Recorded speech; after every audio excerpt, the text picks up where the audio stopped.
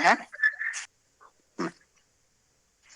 आचार्य, मुझे एक पुस्तक मिली कल यहाँ हाँ दरभंगा में। हाँ लघु लघु शब्देन्दु शेखर। हाँ, लघु शब्देन्दु शेखर। वो जी जी। वो व्याकरण का पुस्तकों का एक लिस्ट बता देता हूँ। हाँ पहला अभी जो हाँ जी हम पढ़ रहे हैं लघु सिद्धांत कौमुदी, उसके बाद जी। सिद्धांत कौमुदी, उसके बाद प्रौढ़ मनोरमा, और हम्म उसके बाद परिभाषेन्दु शेखर। उसके हम्म। बाद जाकर हमें परिभाषेन्दु शेखर, और उसके बाद प्रौढ़ मनोरमा, और जी जी उसके बाद जाके हमें लघु शब्देन्दु शेखर को पढ़ना चाहिए, ताकि तभी हमें समझ में आएगा। ये जो जी लघु जी शब्देन्दु शेखर जो है जी। सिद्धांत कौमुदी का व्याख्या है, तो सिद्धांत कौमुदी बिना पढ़ के वो पता नहीं चलेगा। नहीं नहीं, वो तो बिल्कुल ही। मुझे जब जब मैंने इसमें 2-3 लाइनें पढ़ी तो मुझे लगा किस महाअरण्य में प्रवेश हो गया। तो आचार्य के साथ ही रहना चाहिए वरना तो पता नहीं कहाँ फंस जाएंगे जाके। हाँ हाँ। यह दरभंगा विश्वविद्यालय से आचार्य काफी पुस्तकें छपी हैं हाँ हाँ हाँ हाँ संस्कृत ग्रामर की। हाँ। एक और थी महाभाष्य मंथनी करके। हाँ, इस तरह से है। हाँ। अच्छा, चलिए शुरू जी करते हैं। जी जी जी जी। ज्ञानानंदमयं देवं निर्मलस्फटिकाकृतिम् आधारं सर्वविद्यानां हयग्रीवमुपास्महे। येनाक्षरसमाम्नायमधिगम्य महेश्वरात् कृत्स्नं व्याकरणं प्रोक्तं तस्मै पाणिनये नमः। वाक्यकारं वररुचिं भाष्यकारं पतंजलिं पाणिनिं सूत्रकारं च प्रणतोऽस्मि मुनित्रयम्। और ये हमारा प्रकृत ग्रंथ का मंगलाचरण श्लोक है। नत्वा सरस्वतीं देवीं शुद्धां गुण्यां करोम्यहम् पाणिनीय प्रवेशाय लघु सिद्धांत कौमुदीम्। हाँ,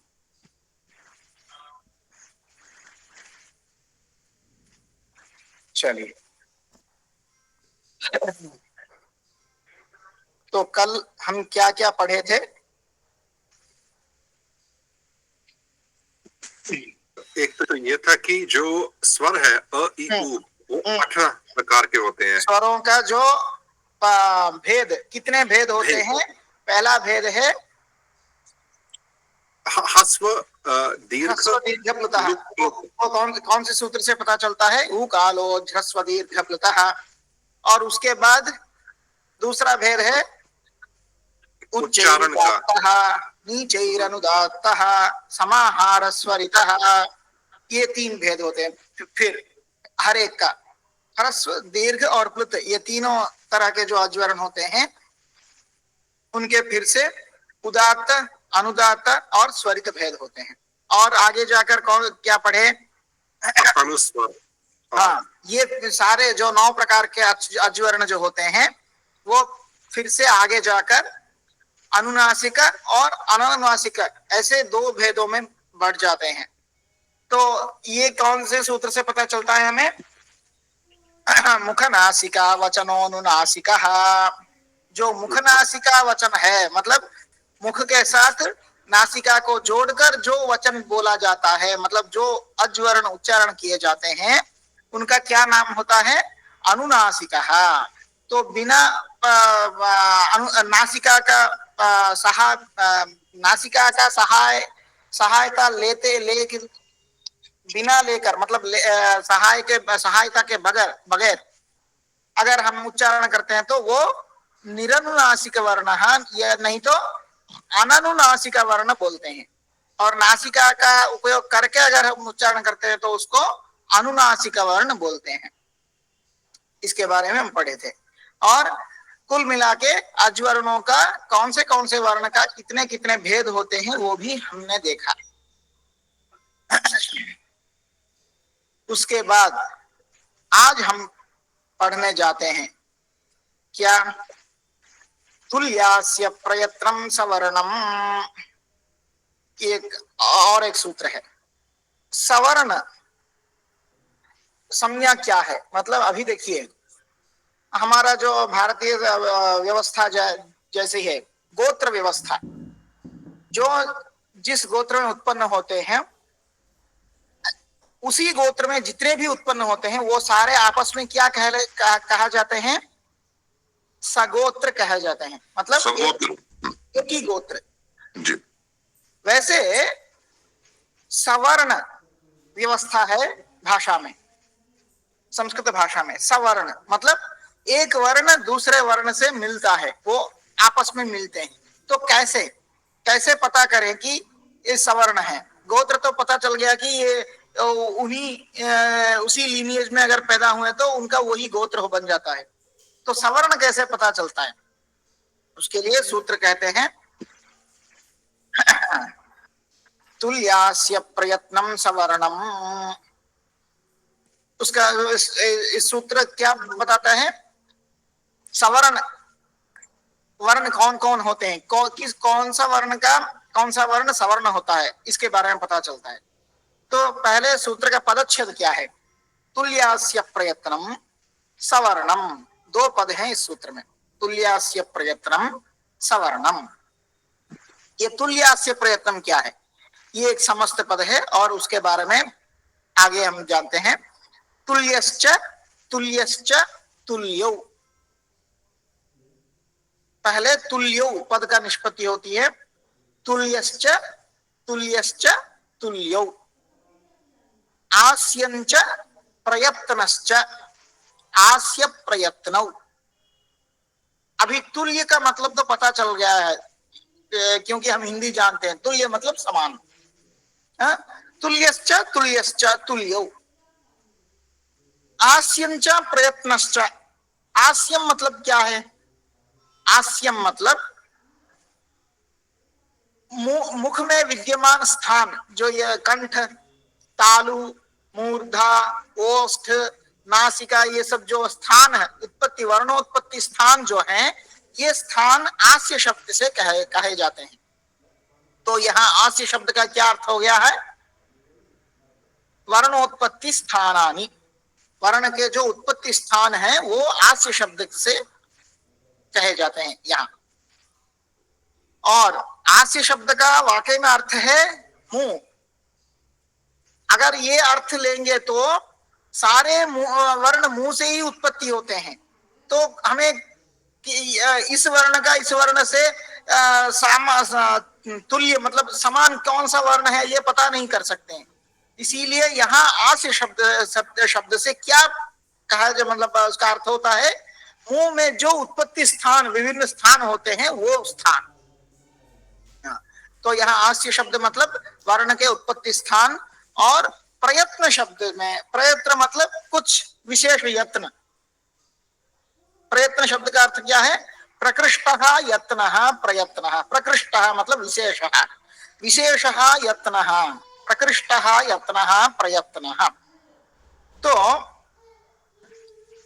अभी पहले सूत्र का अर्थ देखते हैं, उसके बाद आगे की चर्चा करते हैं। आस्यम मतलब मुखे विद्यमानानि उत्पत्ति स्थानानि, वर्णोत्पत्ति स्थानानि। प्रयत्न मतलब जो प्रयत्न, मतलब वर्ण के उत्पत्ति के लिए जो प्रयत्न हम करते हैं वो के किस तरह के होते हैं आप बाद में देखते हैं। तो जिस वर्ण का उत्पत्ति स्थान और प्रयत्न और दूसरे वर्ण का उत्पत्ति स्थान और प्रयत्न ये दोनों समान होते हैं, वो दोनों वर्ण आपस में सवर्ण कहे जाते हैं। समझ में आ गया? तो अभी वो समस्त पद का एक बार फिर से देखते हैं। तुल्यश्च तुल्यश्च तुल्यो। क्यों तुल्यश्च तुल्य? क्योंकि उत्पत्ति से भी तुल्य होना चाहिए, प्रयत्न भी तुल्य होना चाहिए। इसीलिए तुल्यश्च तुल्यश्च तुल्यो। कौन ये दो तुल्यो, कौन समान, कौन समान, दो समान होने चाहिए। आस्यम च प्रयत्नश्च आस्य प्रयत्नो तुल्यो आस्य प्रयत्नो। ये दोनों समान। कौन कौन? आस्य और प्रयत्न। आस्य मतलब उत्पत्ति स्थान और प्रयत्न मतलब वर्ण के उत्पत्ति में जो प्रयत्न हम करते हैं वो प्रयत्न अगर समान होते हैं तो वो दोनों वर्ण परस्पर आपस में सवर्ण कहे जाते हैं।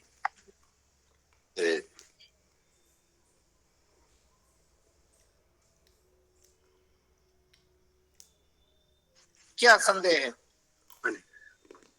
प्रयत्न से हमारा अभिप्राय है कि कितनी प्रयत्न मतलब प्रयत्न के बारे में अभी कुछ नहीं बताए हैं, आगे बताने वाले हैं। हाँ ठीक उसके है। बाद हम अब कंक्लूजन पे आएंगे। हाँ, तो तुल्यौ आस्य प्रयत्नौ यस्य वर्णस्य आस्य प्रयत्नौ तुल्यौ केन वर्णेन सह, कस्य वर्णस्य आस्य प्रयत्नेन सह, तौ द्वौ वर्णौ परस्परम सवर्णौ भवतः। मतलब जिस वर्ण का आस्य मतलब उत्पत्ति स्थान और प्रयत्न, जो वर्ण उच्चारण में जो प्रयत्न लगता है, जो प्रयत्न समान होते हैं, किस वर्ण से, किस वर्ण का उत्पत्ति स्थान और प्रयत्न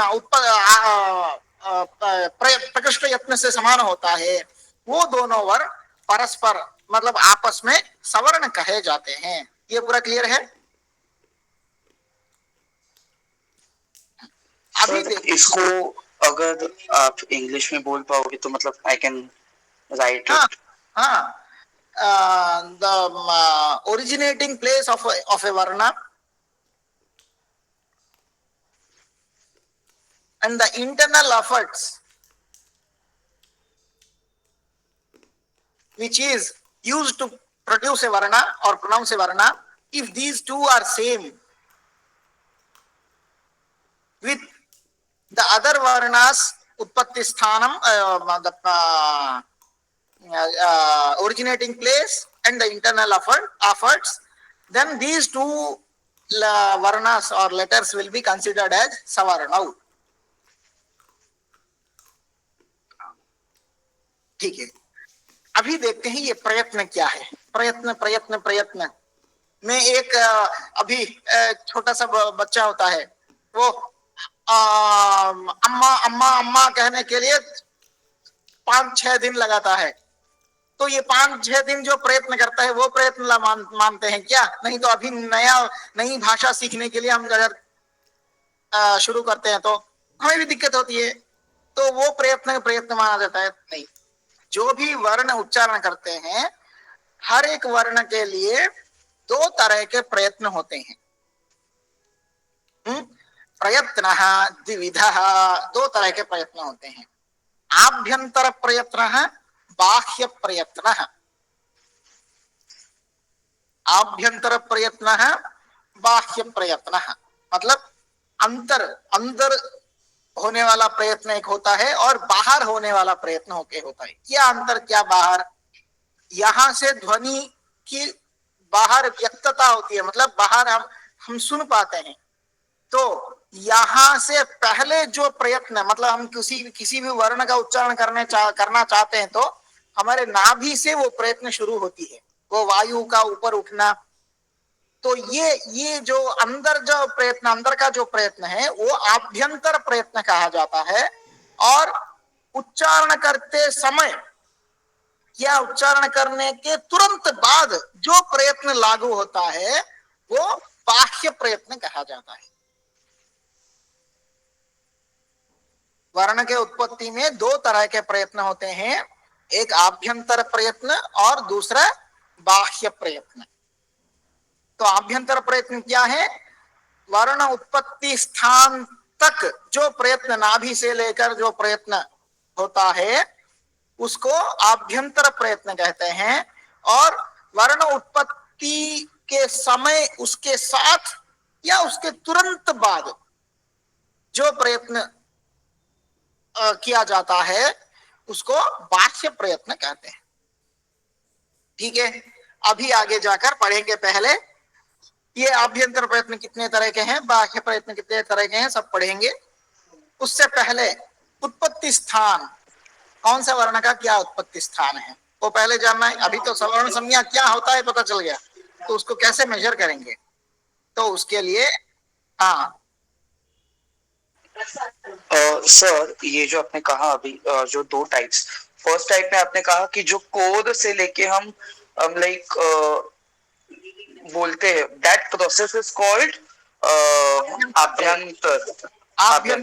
एंड देन उसके बाद का जो सेकंड प्रोसेस होता है जहाँ पे एक्चुअल उच्चारण जो प्रोनाउंसिएशन है जो बाहर आता है, दैट इज कॉल्ड बाह्य प्रयत्न। ओके, अरे अभी पहले हम देखते हैं उत्पत्ति स्थान क्या है। अकुह विसर्जनीया नाम कंठः, ये सब सारे अगर कंठस्थ करेंगे तो अच्छा है व्याकरण के छात्र होकर। अकुह विसर्जनीया नाम कंठः, अ मतलब सारे अ फैमिली आ जाता है, मतलब कितने आकार हैं? 3 18 समझ गए। हाँ, सारे आकार आ जाते हैं अ। और कु मतलब देखिए यहाँ जैसे दिखाया गया है का ख ग घ ङ, ये कवर्ग पूरा कु मतलब। ये कु मतलब का ख ग घ ङ कैसे ये अर्थ आया ये बाद में पता चलेगा, दूसरा सूत्र जब पढ़ेंगे। आ कु और हा, हकार जो है और विसर्ग जो है, इन सारों का उत्पत्ति स्थान क्या है? कंठः। अकुह विसर्जनीयानाम कंठः। उसके बाद ईचु यशानाम तालु, ई मतलब सारे 18 इकार, अष्टादश इकार, और चु मतलब चवर्ग, च छ ज झ ञ, और य श, ई चु य श, यकार और शकार, इन सारे वर्णों का उत्पत्ति स्थान क्या होता है? तालु। तालु मतलब पैलेट। हाँ, इसीलिए ये शकार को तालव्य शकार बोलते हैं। हम शंकर शकार ऐसे भिन्न भिन्न ना देते हैं ना, नाम देते हैं इसको। शंकर शकार, शंकर का शाह, शंभु के शाह, ऐसा वो नहीं। एक्चुअल उसका शास्त्र अनुसार उसका क्या नाम है? तालव्य शकार। ये सारे वर्ण तालव्य वर्ण होते हैं, तालु से उत्पत्ति होती है, इसलिए तालव्य वर्ण होते हैं। हाँ, इचु यशानाम तालु। उसके बाद ऋट रसाणाम मूर्धा, ऋ मतलब सारे ऋकार, अष्टादश ऋकार, और टू मतलब टवर्ग, ट ठ ड ढ ण, और उसके बाद र मतलब रेफ, रेफ, और श, इन सारे अक्षरों का क्या उत्पत्ति स्थान होता है? मूर्धा। मूर्धा मतलब देखिए, आप चा छ उच्चारण करने से आपका जिह्वा जो जिह्वा जहां टच करती है ऊपर, वो तालु स्थान है। चा चा चा बोलने से, चाय, चाय का चा। लेकिन मूर्धा मतलब उससे और अंदर, और अंदर, ट ठ ड ढ ण उच्चारण करते वक्त जहां आपका जीभ ऊपर स्पर्श करता है, करती है, उसको क्या बोलते हैं? मूर्धा। वो तालु से और थोड़ा अंदर होता है, ठीक है, मूर्धा। ऋट रसाणाम मूर्धा। इसीलिए इस शकार को क्या बोलते हैं? मूर्धन्य शकार बोलते हैं। मूर्धन्य शकार, नहीं कि ये षष्ठ का शकार है। हम षटकोण वाला श बोलते हैं। षटकोण वाला श नहीं है, मूर्धन्य शकार है। हाँ, उसके बाद लित लसानाम दंताः, ल एवं तू, तू मतलब त थ द ध न, ल मतलब कितने लिकार आएंगे यहाँ? 9। 12। ह्रस्व के 6, दीर्घ के 6 और दीर्घ के 6। यहाँ दीर्घ नहीं है, इसलिए 6 6 12 जी 12। समझ गए, मैं प्लुत भूल गया था कि तो 12 लकार, और तू माने तवर्ग, त थ द ध न, और लकार और सकार। इस सकार को क्या बोलते हैं हम? सरस्वती सकार बोलते हैं। सरस्वती का सा नहीं, वैसे नहीं, इसको दंत्य सकार बोलते हैं। दंत्य, क्योंकि दांतों, जब अपना जीभ दांतों के साथ स्पर्श होती है जीभ की, तो ये वर्ण उत्पत्ति होते हैं, वर्णों की उत्पत्ति होती है। ल, त, थ, द, ध, न, ल, स, इसीलिए ये दंत्य वर्ण होते हैं। लित लसानाम दंताः। उसके बाद उपपद्मानीयानामोष्ठौ, उ मतलब अष्टादश उकार, उ मतलब पवर्ग, प फ ब भ म, और उपध्मानीय, उपध्मानीय मतलब विसर्ग ही होता है, लेकिन वो विसर्ग प और फा से आगे होता है, प और फा से आगे होता है, और उसको आधा ही उच्चारण करते हैं। जैसे कहा पचती, मतलब कौन पका रहा है, कहा पचती, इसको कैसे बोलते हैं, कफ पचती, कफ पचती।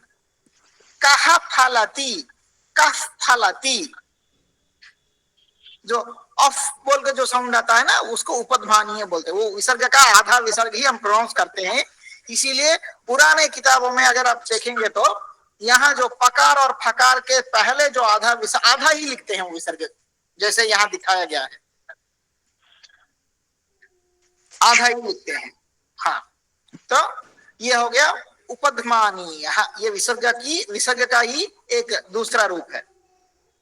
तो उकार, अष्टादश उकार, पवर्ग, पाफा बाभामा और उपध्मानीय, इन सारे वर्णों का क्या उत्पत्ति स्थान होता है, ओष्ठौ, होंठों से निकलते हैं ये वर्ण, होंठों की उपयोग से। उ, पा, फा, बा, भा, मा,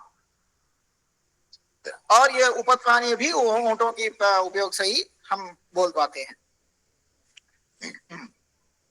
उसके बाद ये आचार्य उप उप जो आपने दूसरा बताया, उकार जो बिल्कुल छोटा ऊ लग रहा है, इसका उच्चारण कौन सा है आचार्य? कौन? उपध्मानीय। हाँ, हाफ विसर्ग वाला कौन सा है, मुझे समझ में नहीं आया। नहीं, अभी जो विसर्ग पा से पहले आता है और फा से पहले आता है, पा से पहले आता है और फा से पहले आता है, उसी विसर्ग को हम आधा उच्चारण करते हैं। अच्छा, तो आधा उच्चारण करने वाला विसर्ग जो पा से पहले फा से पहले आता है, उसको उपध्मानीय बोलते हैं। कोई पद होगा आचार्य इसका, शब्द कोई ऐसा? कहा करती, कहा करोती, कह करोती, ये जो सॉरी, कह पचती, कफ पचती, रामः पचती, रामः पचती, कह फलती, तरुः फलती। तो ये फलती, तरुफ फलती, ऐसे भी उच्चारण करते हैं, तरुफ फलती। उफ, जो ओ साउंड होता है ना, वो उपध्मानीय साउंड है। ठीक है। तो ये हो गए ओष्ठौ, इनका स्थान है ओष्ठौ, उपध्मानीयानाम ओष्ठौ, न्यमगणनानाम नासिका च। उसके बाद नासिका से उपयोग, नासिका के उपयोग से कौन से वर्ण उत्पत्ति होती है, वर्णों की उत्पत्ति होती है। न्यमगणनानाम नासिका च। यहाँ देखिए, नासिका च से क्या, च मतलब नासिका भी, ये अर्थ हुआ। तो इन वर्णों का एक तो नासिका स्थान पता चल रहा है, भी मतलब पहले हम जो पढ़े थे, आकुह विसर्जनीयानाम कंठः, वहां कु कवर्ग का कंठ स्थान, तो उसमें गांव भी ऐड है, गांव भी उसमें आ रहा है कवर्ग में। तो यहाँ नासिका, तो नकार का क्या हो गया, कंठ नासिका, दो स्थान हो गए। और मकार का कौन दो स्थान है, ओष्ठ नासिका, मा, और नकार का कंठ नासिका, न्यकार का तालु नासिका, न्यकार का तालु नासिका, और नकार का मूर्ध नासिका, और नकार का दंत नासिका। तो ये न्यमगणनानाम नाम नासिका च, इससे क्या पता चलता है, इन 5 वर्णों का दो स्थान है। मतलब एक तो उन वर्गीय स्थान जो है, उसी वर्गीय स्थान के साथ साथ नासिका भी। हाँ? उसके बाद ए दयितो कंठ तालु, ए दयितो हो, एकार और ऐकार, ये दोनों वर्णों के भी दो स्थान है। क्या क्या है, कंठ और तालु।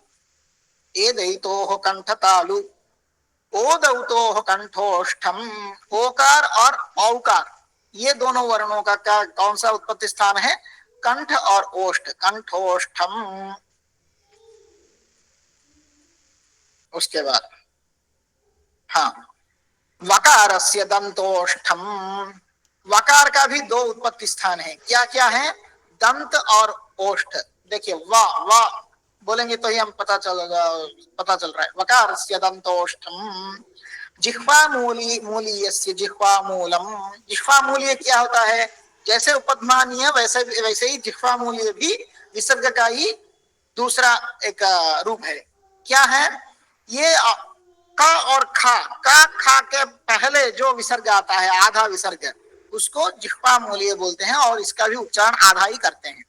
जैसे कह करोति, कह करोति, कह खनति, कह खनति, रामः करोति, रामः करोति, देवः खनति, देवः खनति, ऐसे इसका प्रयोग। तो ये जिह्वा मूल्य का क्या उत्पत्ति स्थान है? जिह्वा मूलम। ये जिह्वा का मूल कहाँ से आता है? वहां से ही इसका उत्पत्ति होती है।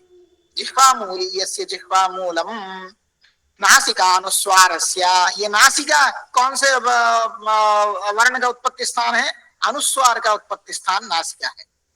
नासिकानुस्वारस्य इति स्थानानि। ये सारे स्थान के बारे में हम जाने हैं। तो अभी कौन सा वर्ण कौन से स्थान से मतलब उत्पत्ति के, कौन सा वर्ण का कौन सा स्थान से उत्पत्ति होती है, ये पता चल गया। तो अभी क्या पता चलना है हमें?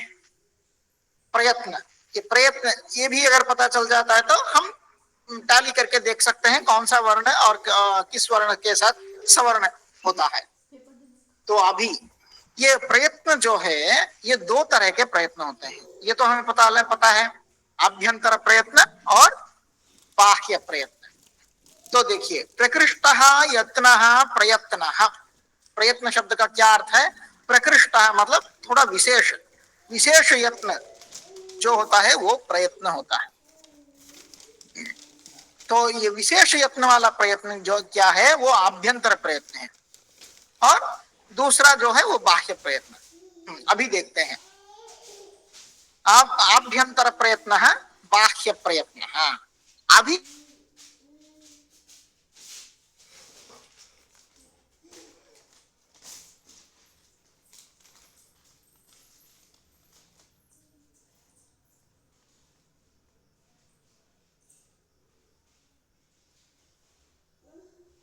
बाह्य प्रयत्न वो क्या क्या है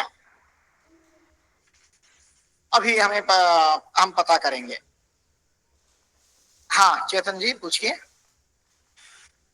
अच्छा, जब आपने पहले प्रयत्न का नाम लिया था तो वो कनेक्शन कट गया था, तो हाँ, प्रकृष्टः यत्नः प्रयत्नः मतलब विशेष यत्न जो होता है उसको ही प्रयत्न बोलते हैं। इसीलिए जो आप यहाँ इस सूत्र में तुल्यास्य प्रयत्नम सवर्णम, इस सूत्र में हमें कौन सा प्रयत्न को देखना है? सवर्ण संज्ञा के लिए हमेशा आभ्यंतर प्रयत्न की ही हमें तुलना करनी है, ना कि बाह्य प्रयत्न का। सवर्ण संज्ञा में उपयोग किए जाने वाला प्रयत्न कौन सा है? आभ्यंतर प्रयत्न ही है। हाँ?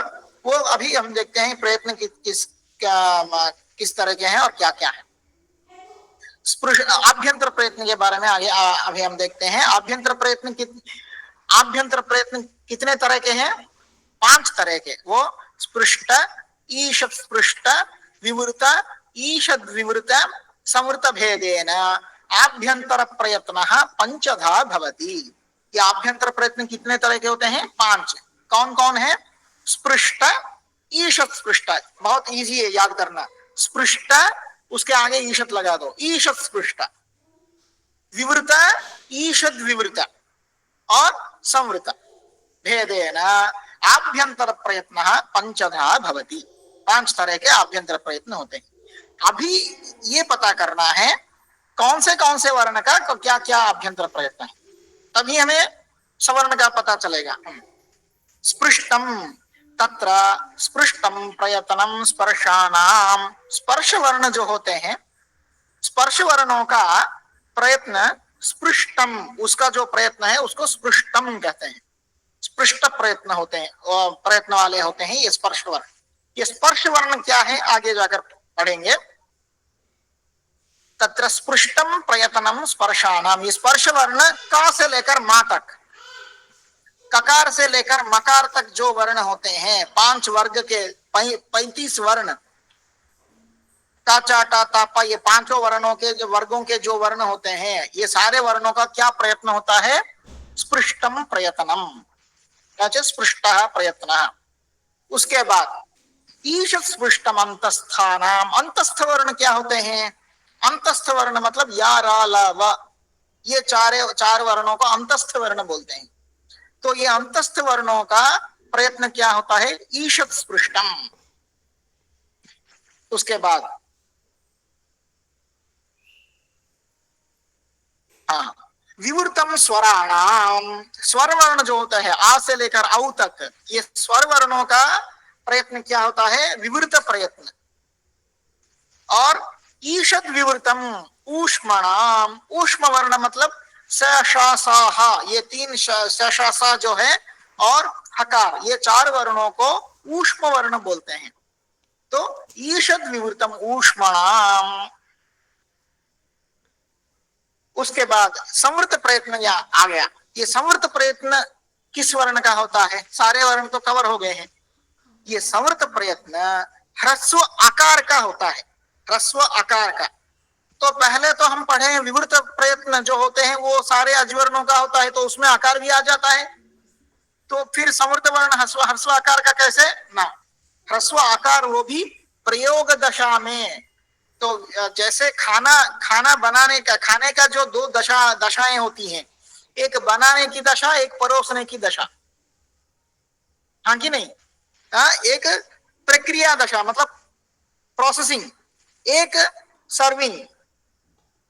वैसे शब्दों का भी 2 टाइप के स्टेजेस होते हैं। एक प्रक्रिया दशा होती है मतलब प्रोसेसिंग, दूसरा एग्जीक्यूशन, एग्जीक्यूट करने का दशा, मतलब हम जो बोलते हैं ये प्रयोग दशा है।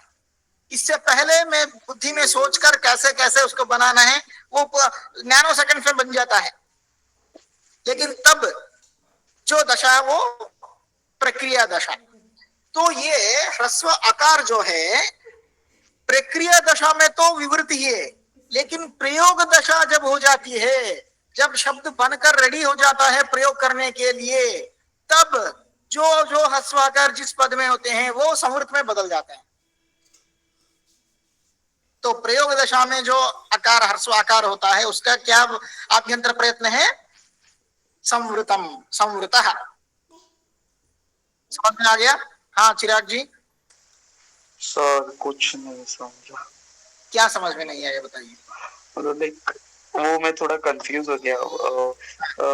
विवृत और संवृत मतलब ये देखिए, सुनिए, आप एक माइंड में क्लियर कर दीजिए, ये सारे नाम हैं, ये नाम कैसे आए हैं क्या, ये उस पे मत जाइए। मैं अभी जो इसको मोबाइल कहते हैं, इसको क्या चश्मा कहते हैं, ऐसे ऐसे मैं बता रहा हूँ। इसमें समझने की क्या बड़ी बात है? फिर से बता रहा हूँ, ध्यान से सुनिएगा बस। स्पृष्टम प्रयत्न, ये स्पृष्ट प्रयत्न जो है ये किन वर्णों का है? स्पर्श वर्णों का है, का से लेकर मा तक, इनका स्पृष्ट प्रयत्न है बस। उसके बाद ईशत स्पृष्ट, ईशत लगा दीजिए। ईशत स्पृष्ट किन वर्णों का है? ये अंतस्थ वर्ण या रा ला वा, इन वर्णों का, अंतस्थ वर्णों का ईशत स्पृष्ट प्रयत्न है। उसके बाद विवृत प्रयत्न किन वर्णों का है? आ से लेकर औ, अज वर्णों का, सारे स्वराक्षर जो जितने होते हैं उनका विवृत प्रयत्न है। उसके बाद ईशद लगा दीजिए। ईशद विवृत किसके किनके होते हैं? स श स ह, ये ऊष्म वर्ण होते हैं। ऊष्म वर्णों का स श स ह ये आभ्यंतर प्रयत्न है बस। उसके बाद संवृत प्रयत्न किसका होता है? ह्रस्व आकार का होता है। वो भी कहाँ?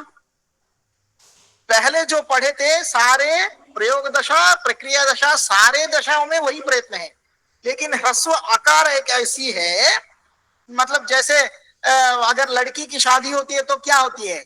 घर का सरनेम बदल जाता है कि नहीं? शादी से पहले एक नाम, फिर शादी के बाद दूसरा नाम, वैसे ये ह्रस्व आकार एक लड़की की तरह है। हाँ, प्रक्रिया दशा में एक प्रयत्न होता है, उसका अभ्यंतर प्रयत्न, विवृत प्रयत्न। और जब प्रयोग दशा बन जाता है, मतलब हम शब्द का सब सारे प्रत्यय जुड़कर जो संधि होगा, जो जो काम होगा सब करके जब शब्द प्रयोग करने के लिए सिद्ध हो जाता है, तब उसमें जो ह्रस्व आकार होता है उसका संवृत प्रयत्न हो जाता है, या विवृत प्रयत्न वाला। हाँ ओके, मतलब इन शॉर्ट लाइक अभी जो जितना मुझे ये वाला पार्ट समझा है, I think so, I may be wrong also explain करने वाइज, बट लाइक अभी इट इज हलंत, that is the original form. उसको जब लगा तो इट कंप्लीटेड टू लाइक वो स्वरांत व्यंजन बन गया वगैरह। नहीं नहीं ऐसे नहीं, सो समवेयर उदाहरण सिमिलर टू दैट। नहीं नहीं, वो बताता हूँ। अभी आपको ये लौकिक उदाहरण समझ में आ गया, जो लड़की का सरनेम जैसे चेंज होता है शादी के बाद, वैसे ही अभी राम शब्द को देखते हैं। राम, ये राम सुबंत रूप है, प्रथमा विभक्ति एक वचन, ये प्रयोग दशा है, मतलब पूरा निष्पन्न रूप है। राम प्रयोग करने के लायक है। लेकिन इससे पहले जो जो दशा है वो प्रक्रिया दशा है। कैसे? रम धातु और घई प्रत्यय, रम, रम प्लस घई। तो इसको कैसे करेंगे? रम घई में सारे चले जाएंगे, संज्ञा चले जाएंगे, खाली अकार रहेगा, रम और आ। तो ये आ भी विवृत है, रम में रेफ के ऊपर जो आ है वो भी विवृत है। समझ में आया? तो रम बन गया राम, राम आ, राम बन गया। ये रामा में जो मां के ऊपर जो आ है वो विवृत ही है, हो गया।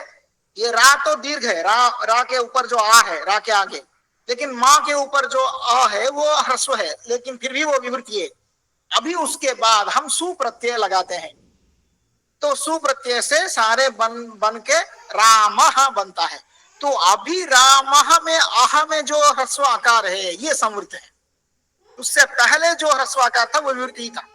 लेकिन जब प्रयोग दशा आ जाती है तब ये ह्रस्व आकार, जितने भी पद में ह्रस्व आकार होते हैं उनका अभ्यंतर प्रयत्न विवृत बन जाता है, सॉरी संवृत बन जाता है।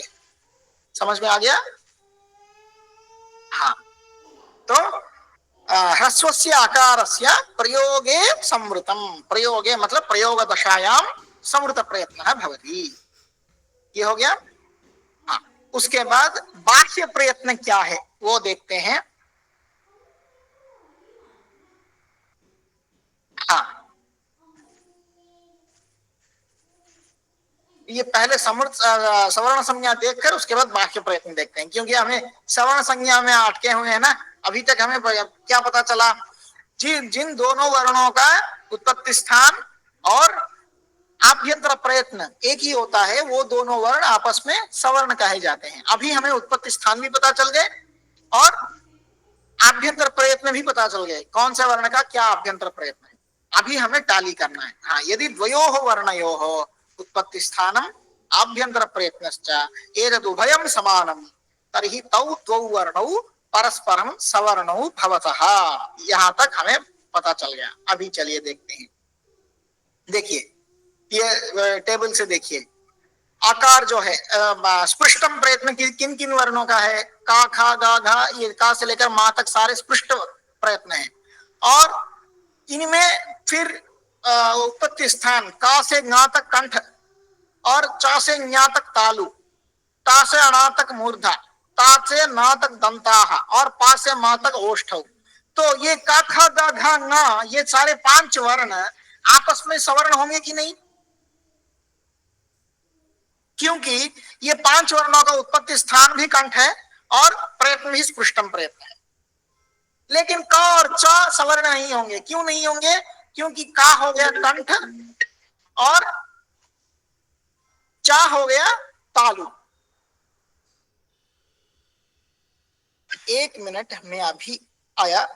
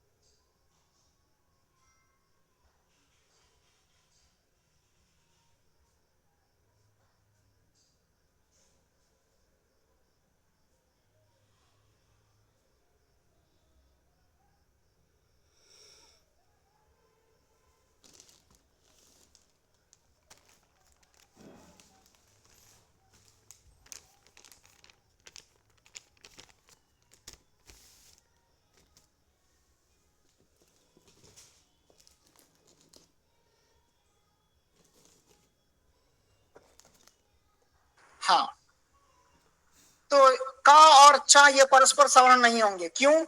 यहाँ इन दोनों वर्णों का प्रयत्न समान ही है, लेकिन उत्पत्ति स्थान अलग अलग है। ये कंठ और ये तालु। वैसे चा छा जा झा न्या ये सारे वर्ण परस्पर सवर्ण होंगे। क्यों? उनका इन पांचों वर्णों का उत्पत्ति स्थान भी समान है और प्रयत्न भी समान है। ऐसे मूर्ध वर्ण, मूर्धन्य वर्ण जो टा ठा डा ढा ना और ता था दा धा ना और पा फा बा भा मा, ये आपस में परस्पर सवर्ण होंगे। वैसे आ देखिए, ये आ जो है, आ का प्रयत्न भी विवृत है और उत्पत्ति स्थान भी कंठ है। तो ये ह्रस्व आकार, ये सारे अष्टादश आकार, 18 आकार जो है आपस में सवर्ण होते हैं। क्यों? ये सारे आकार का उत्पत्ति स्थान कंठी है और प्रयत्न भी विवृति है। हाँ, वैसे सारे इकार आपस में सब पर सवर्ण होते हैं।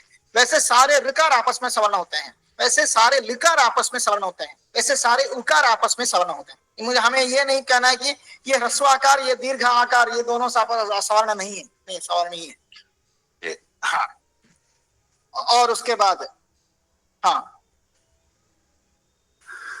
तो इसका अर्थ तो यह हुआ कि जो य है, य के साथ ही सवर्ण है, वो र के साथ भी नहीं हो सकता, किसी और के साथ। अरे य, हाँ, सच में या मैं बताता हूँ, या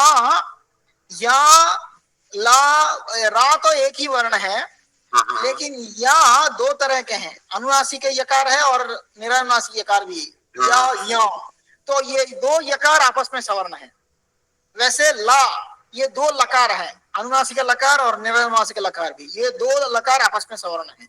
वैसे वा भी अनुनासिक वकार और निरनुनासिक वकार, ये दो वकार आपस में सवर्ण है। हो गया? अभी उसके बाद ये इसी पट्टिका से हमें पता चलता है कि कौन से वर्ण किस वर्ण से सवर्ण। अभी इसमें अगर आप ध्यान से देखेंगे तो देखिए, ध्यान से देखिए, अभी ऋकार और लिकार परस्पर सवर्ण हो सकते हैं क्या? नहीं। क्यों? ये दोनों का प्रयत्न एक ही है, विवृत प्रयत्न ही है, लेकिन ऋकार का उत्पत्ति स्थान हो गया मूर्धा और लिकार का उत्पत्ति स्थान हो गया दंत, दंता। तो स्थान भेद है बोलकर इन दोनों का सवर्ण संज्ञा नहीं है। तो इन दोनों का सवर्ण संज्ञा इस सूत्र के हिसाब से देखेंगे तो नहीं है। तुल्यास्य प्रयत्नम सवर्णम एज पर रूल नहीं प्राप्त होता है, लेकिन शास्त्र में इन दोनों का सवर्ण संज्ञा है। ये क्यों, ये सवर्ण संज्ञा क्यों हमें क्यों देखना है? ये कोई एक भी नहीं पूछे। ठीक है गुरुजी, हम चले करेंगे, लेकिन सवर्ण संज्ञा क्यों देखनी है?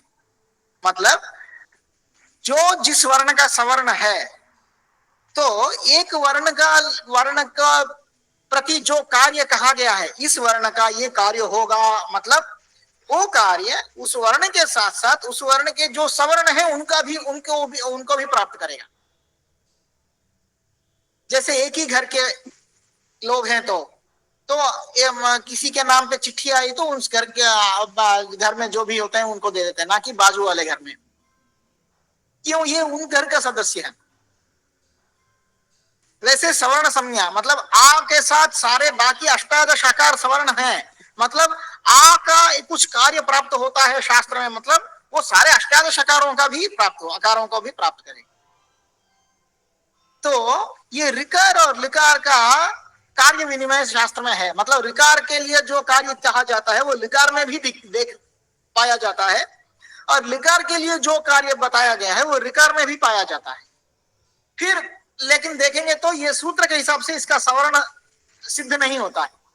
तो इसीलिए वार्तिककार जो महर्षि हैं, वाक्यकार कात्यायन महर्षि जो हैं, वररुचि महर्षि, वो एक वार्तिक लिखे हैं, ऋल वर्णयोर मिथस्सावर्ण्यम वाच्यम। यद्यपि ऋकार और लिकार आपस में स्थान भेद इन दोनों का है, उत्पत्ति स्थान भेद है, फिर भी इन दोनों वर्णों का सवर्ण हमें मानना चाहिए। तो अभी ऋकार और लिकार भी आपस में सवर्ण हो गए। ये दोनों वर्णों का परस्पर सवर्ण नहीं है, मतलब स्थान भेद है, इसीलिए सवर्ण नहीं है।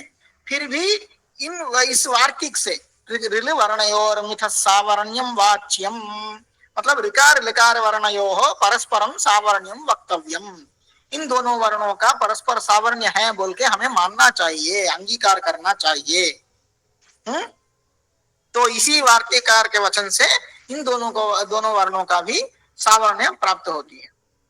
हाँ हाँ, पूछिए सर। लॉ में परपोसिव इंटरप्रिटेशन होता है, पर्पस। हाँ हाँ हाँ हाँ, तो संभवतः पर्पस से कंस्ट्रक्शन कर दिया है इसका। हाँ हाँ हाँ, बस बस, क्योंकि भाषा में ऐसे ऐसे उपयोग हमें देखते हैं, तो ऐसे उपयोग को मतलब नजर में रखते हुए कात्यायन महर्षि ने इन दोनों वर्णों का आपस में सावर्ण्य बोल दिए हैं।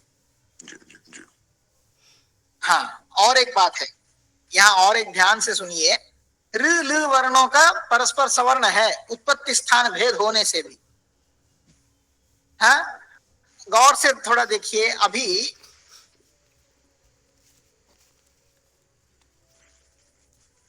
हाँ, ये पढ़ने से क्या पता चलता है? ए गई तो हो कंठ तालु, एकार और औकार का उत्पत्ति स्थान क्या होता है?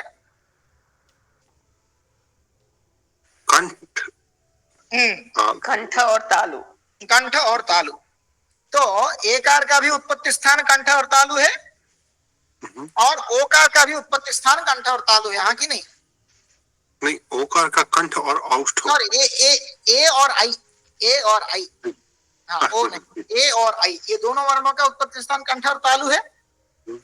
तो अभी इन दोनों वर्णों का प्रयत्न क्या हुआ? विवृत प्रयत्न हो गया, क्योंकि सारे अजवर्णों का विवृत प्रयत्न है,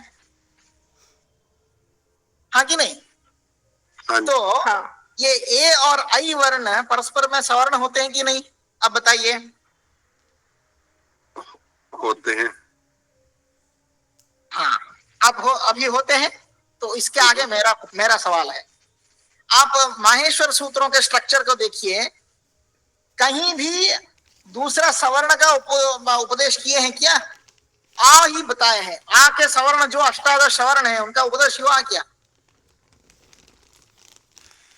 माहेश्वर सूत्रों में? नहीं हुआ। नहीं। तो ई ही एक ही बताइए, ई के जो इकार के जो 18 सवर्ण इकार हैं, सब बाकी 17 इकार हैं, उनका उपदेश हुआ है? नहीं हुआ है। नहीं। तो आ बोलने से हम सारे अष्टादश आकारों का ग्रहण करते हैं कि नहीं? मतलब उसका ज्ञान हो जाता है कि नहीं? तो ई बोलने से भी उसका ज्ञान हो जाता है, उ बोलने से भी उन सारे बाकी 17 वर्णों का ज्ञान हो जाता है, ऋ बोलने से सारे 17 अधिकार का ज्ञान हो जाता है, और ल बोलने से सारे 11 बाकी के 11 लिकार का भी बोध हो जाता है। तो ऐसे ही अगर ए और आई में अगर सावर्ण्य होता तो ए बोलने से आई का भी ज्ञान हो जाना चाहिए था, यहां उपदेश की जरूरत नहीं थी, हाँ कि नहीं? हाँ, लेकिन हाँ, वैसे भी ओ बोलने से औकार का भी सावर्ण्य है बोल के उसका भी ज्ञान हो जाना चाहिए था, लेकिन यहाँ उपदेश किया गया है। जिस हेतु से यहाँ उपदेश किया गया है अधिक से, ये मानना है हमें कि इन दोनों वर्णों का स्थान और प्रयत्न सारे समान होने से भी ये सवर्ण नहीं है। ये दो एक्सेप्शनल रूल्स हैं। देखिए, एक जगह स्थान भेद है, प्रयत्न दोनों के प्रयत्न एक होने से भी स्थान भेद है, सवर्ण संज्ञा की प्राप्ति नहीं होती है, फिर भी उन दोनों का सवर्ण मानते हैं, उन दोनों को सवर्ण अक्षर मानते हैं कात्यायन महर्षि के वचन से। ऋलिवर्णयोर मिथ सावर्ण्यम वाच्यम, यहाँ सूत्र के हिसाब से देखेंगे तो तुल्यास्य प्रयत्नम सवर्णम, इस सूत्र के हिसाब से देखेंगे तो उत्पत्ति स्थान और प्रयत्न दोनों मिलते हैं, फिर भी ये दोनों वर्ण आपस में सवर्ण नहीं हैं। कैसे पता चलता है? क्योंकि इन दोनों वर्णों का अलग अलग उपदेश किया गया है माहेश्वर सूत्रों में। अगर सवर्ण होता तो किसी एक वर्ण ए अगर बोलते नहीं तो आई बोलते, दोनों वर्णों की उपदेश करने की जरूरत नहीं थी, क्योंकि वैयाकरण जो व्याकरण ग्रामरियंस जो होते हैं उनका प्रसिद्ध नीति है, रूल है क्या, अर्धमात्रा लाघवम पुत्रोत्साहम मन्यन्ते वैयाकरणाः। घबराइए मत, इसका अर्थ बताता हूं। मात्रा जो जो बताना चाहते हैं उस बोली में जितने अक्षर होते हैं, अगर उन्हीं अक्षरों में एक आधा मात्रा की लाघव करके अगर बता दिया शॉर्ट करके, तो उनको कैसे महसूस होगा कि मेरा एक पुत्र जन्म हो गया, इतना आनंद महसूस करते हैं वैयाकरण। तो ये शिव जी भी एक वैयाकरण ही है ना, तो वो क्यों यहाँ कितने मात्रा, अगर ऐकार को निकालना है तो ऐकार दीर्घ है 2 मात्रा और औकार 2 मात्रा मिलकर 4 मात्रा, 4 मात्रा मतलब 8 पुत्र जो जन्म की आनंद महसूस कर सकते थे वो, लेकिन फिर भी उपदेश किए हैं। क्यों? क्योंकि करना ही पड़ेगा, ये दोनों परस्पर में सवर्ण नहीं है। अर्धमात्रा लाघवम पुत्रोत्साहम मन्यन्ते वैयाकरणाः। एक आधा मात्रा की भी अगर कम कर दिया गया बोलने की बोली में, तो वो ऐसे महसूस करेंगे कि एक पुत्र जन्म हुआ। ठीक है, तो ये याद रखिए, ए आई और ओ औ ये दोनों ये दो वर्णों में उत्पत्ति स्थान और आभ्यंतर प्रयत्न ये दोनों में मिलते हैं, फिर भी ये दोनों आपस में सवर्ण नहीं है। कैसे पता चलता है?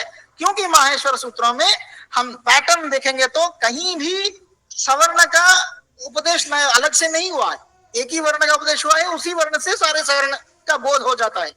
तो वैसे ही यहाँ भी होना चाहिए था, अगर सवर्ण होता तो एक ही वर्ण से काफी उपदेश हो जाना चाहिए था, मतलब बोध हो जाना चाहिए था, लेकिन फिर भी दोनों वर्णों का उपयोग किए हैं, तो इससे क्या पता चलता है, इनका परस्पर सवर्ण संज्ञा नहीं है। और ऋ ल वर्ण परस्पर स्थान भेद होने के बावजूद भी उन दोनों वर्णों का परस्पर सवर्ण संज्ञा प्राप्त होती है। किस वचन से? ऋल वर्णयोर मिथ सावर्ण्यम वाच्यम। तो यहां तक हम तुल्यास्य प्रयत्नम सूत्र का सारांश हम समझ गए हैं। इसके बाद ग्रंथ पढ़ेंगे हम, लघु सिद्धांत कौमुदी टेक्स्ट के हिसाब से पढ़ना है वो पढ़ेंगे। उससे पहले बाह्य प्रयत्न भी हमें पढ़ना है। बाह्य प्रयत्न पढ़कर फिर वो सूत्र जो टेक्स्ट है वो सूत्र समाप्त करेंगे। आज तक यहाँ ही हम आज का क्लास समाप्त करते हैं। अभी पूछिए आपके क्या क्या संदेह है? कुछ संदेह है आपके? वो मात्रा वाला एक बार आप क्या दोबारा बता सकते हैं कि जो शिव जी की मतलब यदि आधी मात्रा भी छोड़ दें तो उसे अच्छा माना गया या अर्ध मात्रा लाघवम पुत्रोत्साहम मन्यन्ते वैयाकरणाः। मैं आपको बाद में भेज दूंगा, ग्रुप में भेज दूंगा, इसको टाइप करके। ठीक है। और किसी के कुछ प्रश्न संदेह? कौशल जी? हाँ, आपके कुछ संदेह समझ में आ रहा है ना? जी जी जी आ रहा है सबसे।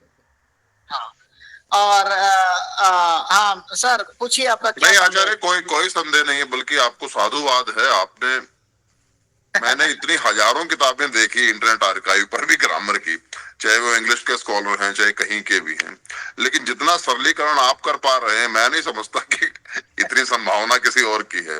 आपको बहुत बहुत साधुवाद है। हमारे गुरु जी से ये प्राप्त हुई है तो हमारे गुरु जी और भी अच्छे से पढ़ाते हैं। नहीं, आपने तो मतलब क्या कहते हैं, पूरे समुद्र का दिग्दर्शन करा रहे हैं आप आराम से बैठा के।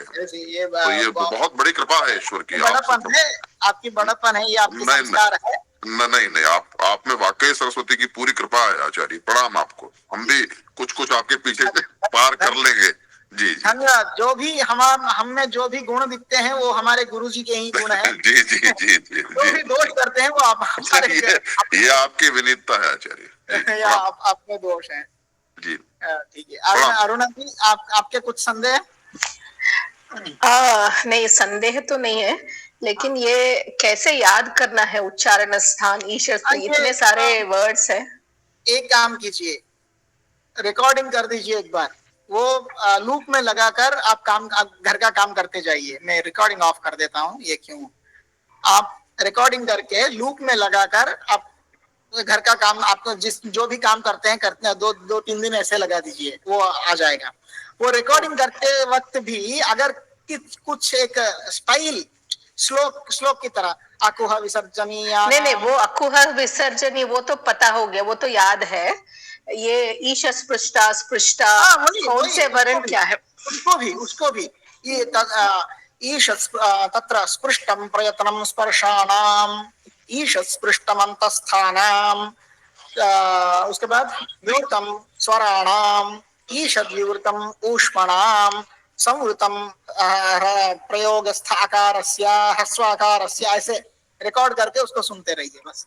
नहीं तो ये 5 ही है ना, ये कहीं पर चिपका दीजिए, कहीं पर एक स्टिकी नोट की तरह थोड़ा बड़ा, जो जहां ज्यादा काम करते हैं किचन में या स्टडी रूम में, जहां ऑफिस रूम में जहां रहते हैं, वहां चिपका दीजिए बस। 5 बार देखने से आपको याद हो जाएगा। बस, धन्यवाद। मैं मतलब 21 साल की उम्र में राम शब्द से लेकर शुरू किया हूँ। अगर मैं ये पढ़ सकता हूँ याद तो आप सब पढ़ सकते हैं। जी आचार्य जी। तो ठीक है, तो फिर हम अगले हफ्ता मिलते हैं। इस 2 क्लासेस के जो क्विजेस भी हैं वो इसी हफ्ते में। एक अनुरोध था आचार्य, जितना हो सके यथासंभव आप संस्कृत में ही उपदेश करें। हाँ, वो भी हमारे लिए ज्यादा एक सुगम रहेगा, शनय शनय भाषा संपर्क हो जाएगा। ठीक है, तो अगले का कक्षा से संस्कृत में बोलकर फिर हिंदी में। जी। प्रणाम आचार्य, प्रणाम। अगले कक्षा में, नमस्कार।